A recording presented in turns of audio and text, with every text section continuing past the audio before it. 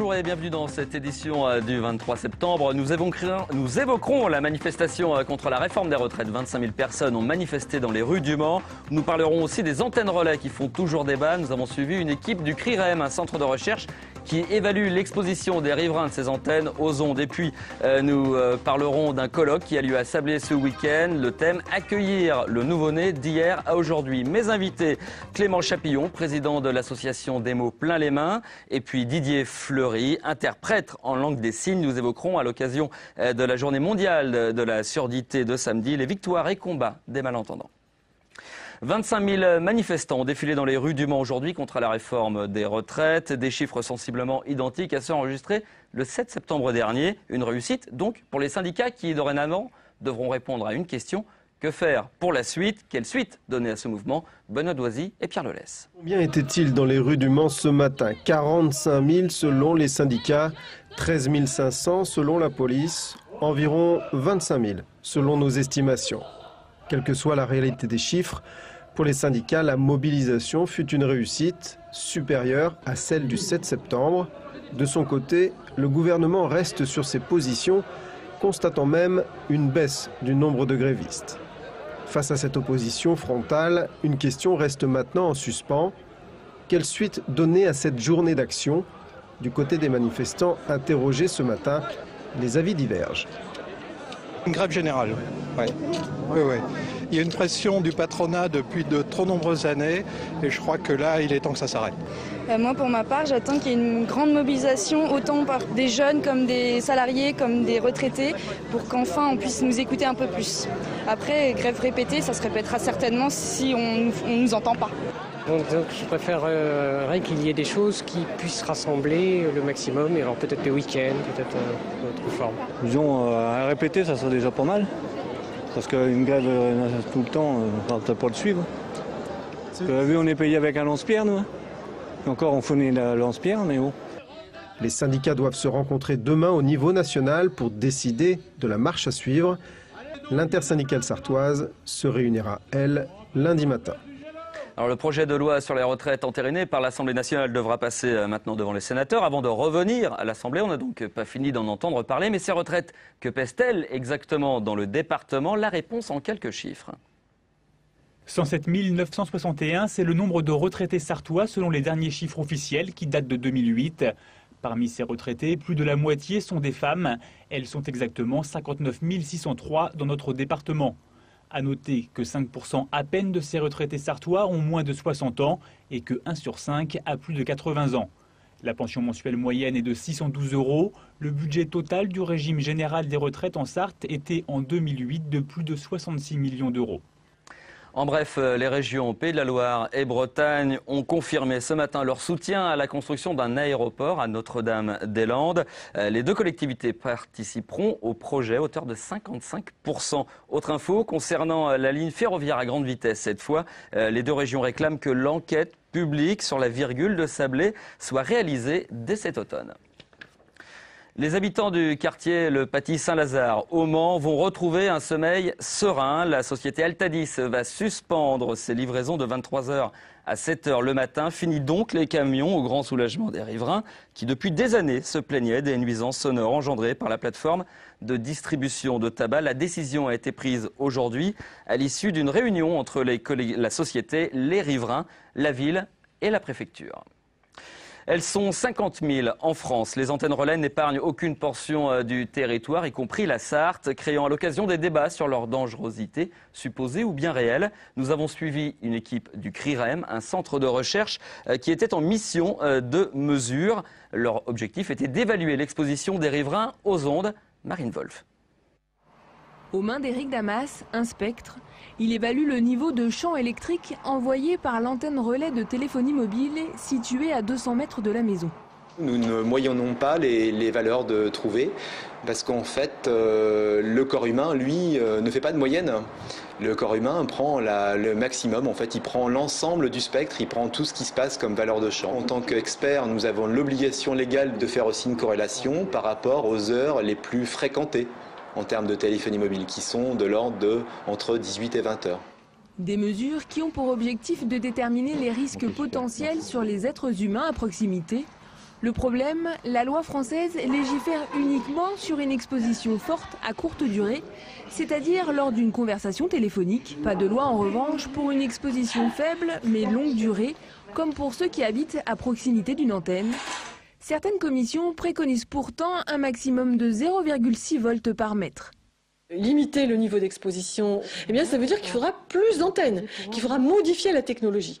Et là, bien sûr, ça veut dire un coût supplémentaire pour les opérateurs, ceux qui ne sont pas prêts d'accepter visiblement, même si il faudra bien aller tranquillement vers une nouvelle norme. Avec le développement accru de la technologie 3G, qui permet de faire passer l'image en mouvement, on n'est pas prêt de voir disparaître les antennes du paysage français.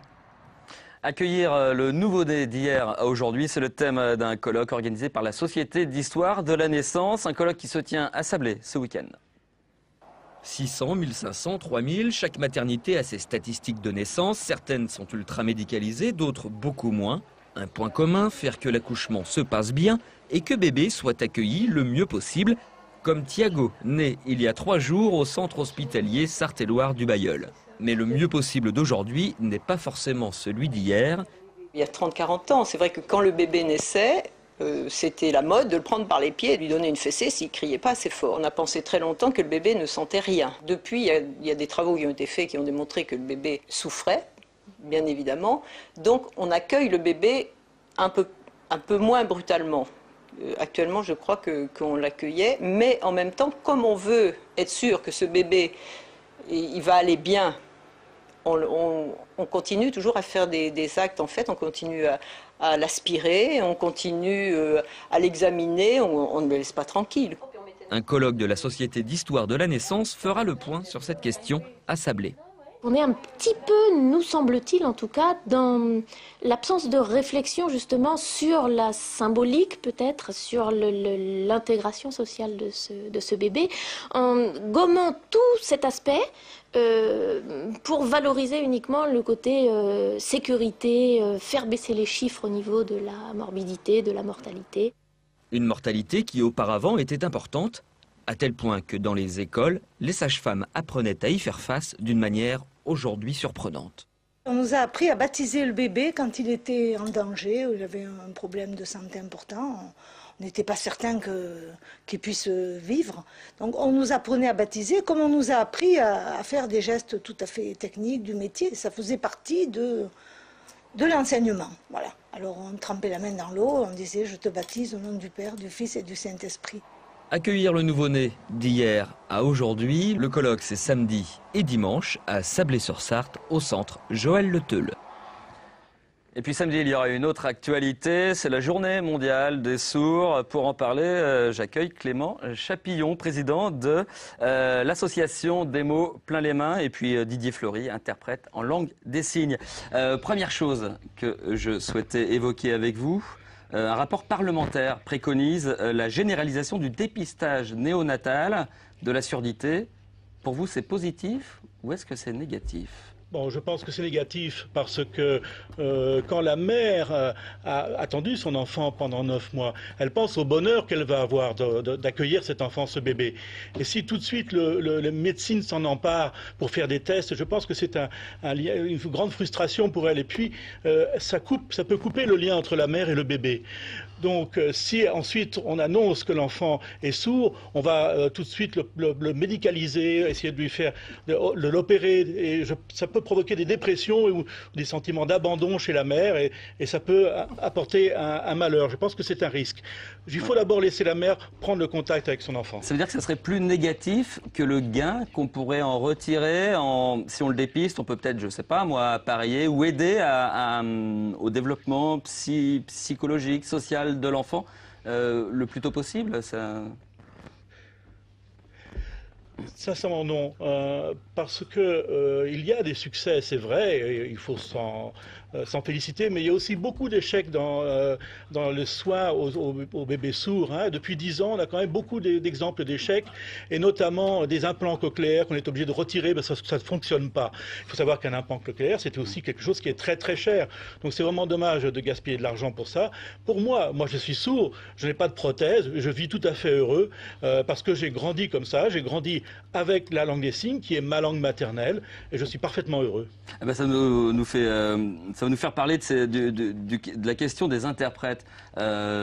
Très rare, on en a la chance d'en avoir un en plateau, Didier Fleury, que je remercie d'être ici, mais ils sont très rares. Qu'est-ce qu'il faudrait? Pourquoi ils sont si rares? Combien ils sont déjà? Pourquoi ils sont si rares? Et qu'est-ce qu'il faudrait faire pour qu'il y en ait plus? Alors, depuis 3 ans, nous demandons effectivement, nous nous battons auprès des autorités publiques pour qu'on puisse créer un service d'interprète. Et bon, apparemment, ça n'a pas pu évoluer. Et donc, nous avons décidé nous-mêmes, association privée, de créer notre service d'interprète. Ce service s'appelle Accessigne. Et il n'y a qu'un seul interprète dans le service. Mais nous avons besoin de financement pour payer les déplacements de l'interprète. On a quand même de réels problèmes pour gérer ça. Et donc, on veut donner le maximum d'accessibilité à tout le monde. Et pour l'avenir, moi je rêve qu'à l'avenir, on ait une accessibilité à 100% dans tous les lieux, dans les administrations, dans les lieux publics, etc., qu'on puisse avoir partout un interprète quand on en a besoin, de façon à pouvoir échanger avec les personnes entendantes. Il y a peut-être aussi un autre moyen, peut-être un entre-deux qui vous permettrait d'avoir accès. Je pense qu'il y avait une borne qui était mise en place à la préfecture de la Sarthe, au Mans, où vous pouviez faire appel, je crois, à quelqu'un qui connaissait cette langue des signes en cas de demande particulière. Oui, en effet, à la préfecture, il y a cette borne, et vraiment, je félicite la préfecture, mais les témoignages que l'on a ne sont pas terribles. Donc moi-même, je suis rendu, j'ai essayé de voir, et quand j'ai demandé comment fonctionnait la borne, en fait, la personne à qui je l'ai demandé ne savait pas comment ça fonctionnait. La borne était débranchée, en l'occurrence, donc on se demande à quoi ça sert si elle n'est pas branchée. C'est vraiment dommage, parce que c'est important de demander aux associations leur avis, et des conseils à partir du moment où on crée ce genre de choses. Et en réalité, cette borne a été installée sans que nous soyons consultés. Vous êtes délaissé, vous sentez que c'est un handicap délaissé, voire méprisé?